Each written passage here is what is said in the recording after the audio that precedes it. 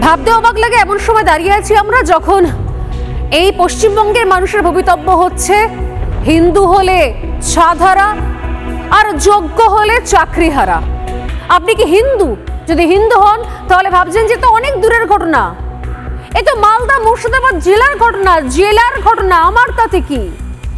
আমার দুর্গাপুর বা আমার বহরমপুর বা আমার কলকাতা বা আমার কাঁথি, আমার দিনাজপুর সব তো ঠিক রয়েছে। কিন্তু ভুলে যাবেন না, সব ঠিক হয়েছে একসময় মনে করতেন যারা, তাদেরকে একসময় বহু বহু বছর আগে হিন্দুকুশ থেকে চলে আসতে হয়েছিল। অনেক বছর আগে জম্মু কাশ্মীর থেকে চলে আসতে হয়েছিল হিন্দুদেরকে, যারা ভেবেছিলেন যে সব ঠিক আছে, আমাদের এইখানে নিজের ছাদ নিয়ে না ভাবলেও চলবে। এই সব ঠিক আছে ভাবতে ভাবতে বাংলাদেশ থেকেও হিন্দুদেরকে চলে আসতে হয়েছিল। আর এই পালাতে পালাতে পালাতে পালাতে কোন জায়গায় এসে দাঁড়িয়েছি আমরা?